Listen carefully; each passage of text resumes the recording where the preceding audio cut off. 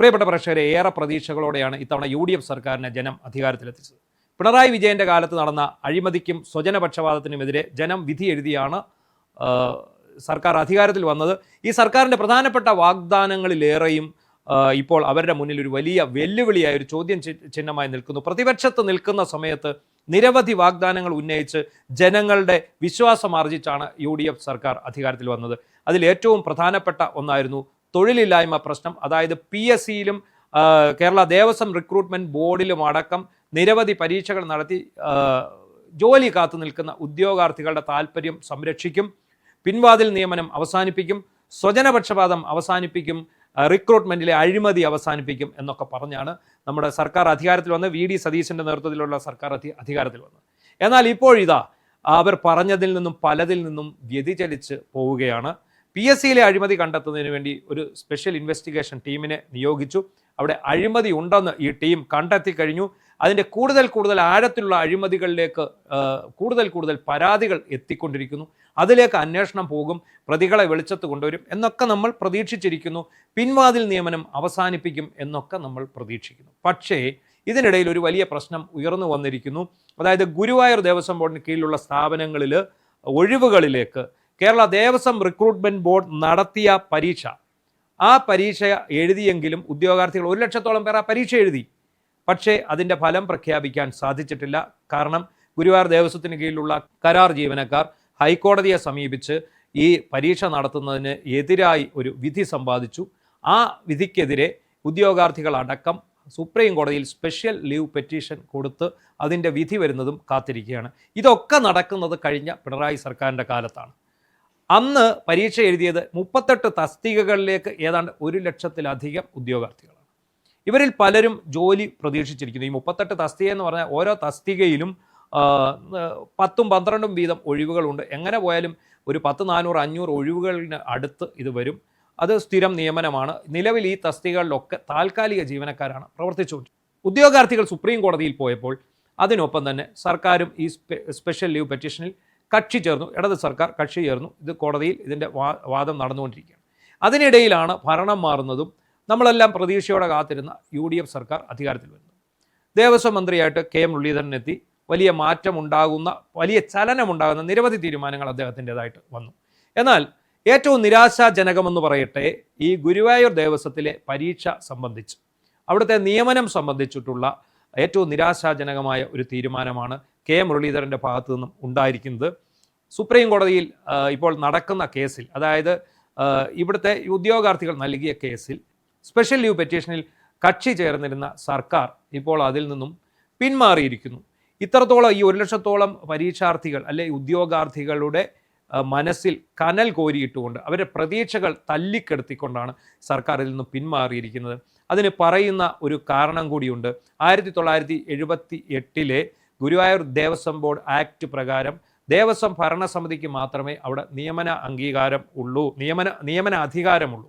ഇത് ചൂണ്ടിക്കാട്ടിയാണ് ഹൈക്കോടതിയിൽ ഇവർ ഹർജിയുമായി പോയത്, താൽക്കാലിക ജീവനക്കാർ പോയത്.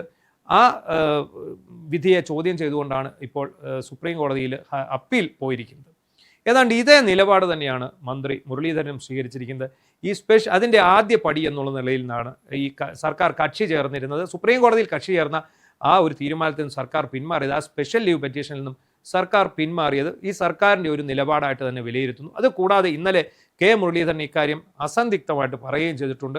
78 ഗുരുവായൂർ ദേവസ്വം ആക്ട് അനുസരിച്ച് മാത്രമേ ഇത് മുന്നോട്ട് പോകാൻ കഴിയുകയുള്ളൂ. അപ്പോൾ ഗുരുവായൂർ ദേവസ്വം ഭരണസമിതിക്ക് മാത്രമാണ് ഇത് നിയമനം നടത്താനുള്ള അധികാരമുള്ളത് എന്നുള്ളതാണ്. ഇവിടെ ഉയരുന്ന ഒരു ചോദ്യമുണ്ട്.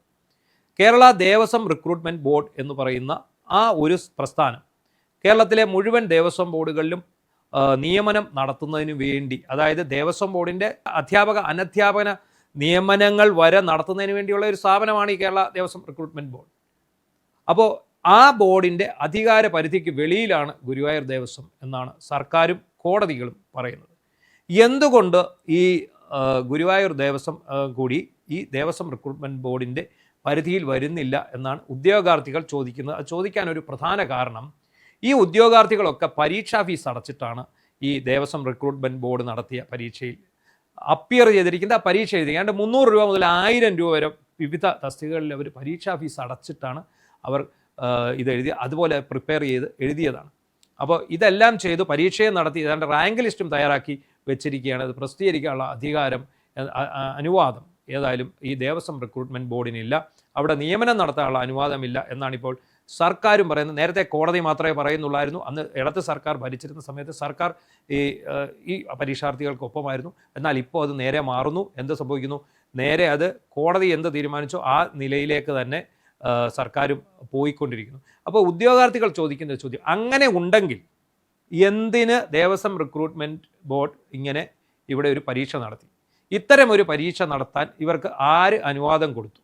ഏത് ചട്ടപ്രകാരമാണ് ഇവർ ഈ പരീക്ഷ നടത്തിയത്? അപ്പോൾ ഉദ്യോഗാർത്ഥികളെ ഒന്നടങ്കം വഞ്ചിക്കുകയും അവരുടെ പോക്കറ്റിൽ നിന്ന് കാശ് പിടിച്ചു പറിച്ച് തങ്ങളുടെ പോക്കറ്റിലാക്കുകയും ചെയ്തിരിക്കുകയാണ് ദേവസ്വം റിക്രൂട്ട്മെൻറ്റ് ബോർഡ്.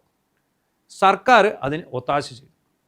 സർക്കാർ ഇപ്പോൾ പറയുന്നത് ഇത് ഞങ്ങൾക്ക് അനുവദിക്കാൻ സാധിക്കില്ല. എങ്ങനെ ഉണ്ടെങ്കിൽ ഈ പരീക്ഷ എഴുതിയ ഉദ്യോഗാർത്ഥികളുടെ ഭാവി എന്താണ്? അവർ മുടക്കിയ പണം ആര് തിരിച്ചു കൊടുക്കും? അവരുടെ കയ്യിൽ നിന്ന് പരീക്ഷാ ഫീസ് എന്ന പേരിൽ ഈടാക്കിയ ഈ പണം എത്രയോ ദൂരെ, ആകെ 2 സെൻറ്ററുകളിൽ മാത്രമായിരുന്നു പരീക്ഷ ഉണ്ടായിരുന്നത്, തൃശ്ശൂരും തിരുവനന്തപുരത്തും. ദൂരെയുള്ള ആൾക്കാർ പോലും പല സ്ഥലങ്ങളിൽ നിന്നും ഇവിടെ എത്തിച്ചേരാൻ വളരെയധികം ബുദ്ധിമുട്ടി യാത്രാ ചെലവും മുടക്കി കഷ്ടപ്പെട്ട് പഠിച്ചു വന്ന് പരീക്ഷ എഴുതിയതാണ്. ഇവരുടെ ഭാവി ഇനി ആര് നോക്കും? ഇവർക്കുള്ള ജോലി ഇനി ആര് നോക്കും? അപ്പോൾ ഇതിനകത്ത് ഉയർന്നു വന്നിരിക്കുന്ന ഒരു പ്രധാന ആരോപണം കോൺഗ്രസിൻ്റെ യൂണിയനിൽപ്പെട്ടവരാണ് ഈ പരീക്ഷയ്ക്കെതിരെ കോടതിയെ സമീപിച്ചത് എന്നുള്ളതാണ്. അഥവാ LDF യൂണിയനിൽപ്പെട്ടവർ അല്ല കോൺഗ്രസിൻ്റെ. ഇത് പിൻവാതിൽ നിയമനങ്ങളാണ്. 10 വർഷമായിട്ടുള്ള നടത്തിയിരിക്കുന്ന താൽക്കാലിക നിയമനങ്ങളാണ്. ഈ താൽക്കാലിക നിയമനങ്ങൾ അവരെ സ്ഥിരപ്പെടുത്തി നൽകണമെന്നൊരു ആവശ്യമാണ് അവർക്ക് പ്രധാനമായിട്ടുമുള്ളത്. അതിൻ്റെ ഭാഗമായിട്ടാണ് അവർ മുന്നോട്ട് പോയിരിക്കുന്നത്. പക്ഷേ ഈ താൽക്കാലിക ജീവനക്കാർക്ക് ഗ്രേസ് മാർക്ക് നൽകാൻ അന്ന് തന്നെ ദേവസ്വം റിക്രൂട്ട്മെൻറ്റ് ബോർഡ് തയ്യാറായിരുന്നു. 10 മാർക്ക് ഗ്രേസ് മാർക്ക് ഇവർ കൊടുക്കാം എന്ന് പറഞ്ഞു. ഇവരോടും പരീക്ഷ എഴുതാൻ പറഞ്ഞിരുന്നു. അങ്ങനെ ഇവരൊക്കെ പലരും ഇതിനകത്ത് പരീക്ഷ എഴുതുകയും ചെയ്തിട്ടുണ്ട്. പിന്നീടാണ് ഈ കോടതിയെ സമീപിച്ചിരിക്കുന്നത്. അപ്പോൾ ഈ സർക്കാരിൻ്റെ ഒരു നിലപാടായിരുന്നു ഉദ്യോഗാർത്ഥികൾക്ക് ഏറ്റവും ആശ്വാസപ്രദമായിട്ടുണ്ടായിരുന്നത്. ഇപ്പോൾ ആ ഒരു നിലപാടും തിരുത്തിയതോടെ മന്ത്രി മുരളീധരൻ കൈമലർത്തുന്നതോടെ യുവാക്കൾ ചോദിക്കുന്നു, അല്ലെങ്കിൽ ഈ ഉദ്യോഗാർത്ഥികൾ ചോദിക്കുന്നു, ഞങ്ങളിനി എന്ത് ചെയ്യണം? ഞങ്ങൾ ആരെ സമീപിക്കണം? ഈ സുപ്രീം കോടതിയിൽ കേസ് നടത്താനുള്ള പണം പോലും ഈ പാവപ്പെട്ട ഉദ്യോഗാർത്ഥികളുടെ കൈവശമില്ല. അവരെല്ലാവരും പിരിവെടുത്ത് നുള്ളിപ്പെറുക്കിയാണ് സുപ്രീം കോടതി വക്കീലിന് കാശ് കൊടുത്തുകൊണ്ടിരിക്കുന്നത്. ഇനി സുപ്രീം കോടതി വിധി എതിരായാൽ ഞങ്ങൾ എന്താകും എന്നാണ് അവരുടെ അവസ്ഥ. അവർക്കിപ്പോൾ പറയാനുള്ള ഒറ്റ ആവശ്യം, അവരുടെ ഡിമാൻഡ് ഒന്ന് മാത്രമേ ഉള്ളൂ. ഈ നടത്തിയ പരീക്ഷയ്ക്ക് റിസൾട്ട് ഉണ്ടാകണം, ഇതിൽ നിന്ന് നിയമനം ഉണ്ടാകണം. അതിനായിട്ട് സർക്കാർ നിയമ ഭേദഗതി വരുത്തണമെങ്കിൽ അത് ചെയ്യണം എന്നുള്ളതാണ്. മന്ത്രി മുരളീധരനെ അവർ സമീപിച്ചതും ഈ ഒരു ആവശ്യം ഉന്നയിച്ചാണ്. എന്നാൽ അതൊന്ന് കേൾക്കാൻ പോലും അദ്ദേഹം തയ്യാറായിട്ടില്ല എന്നുള്ളതാണ് അവരുടെ ഒരു ആരോപണം. എന്താണെങ്കിലും ഈ ഉദ്യോഗാർത്ഥികളുടെ ഭാവി തുലാസിലാക്കി അവരുടെ ഭാവി കെടുത്തിക്കളയരുത് എന്നൊരു അഭ്യർത്ഥന മാത്രമാണ് അവർക്കുള്ളത്.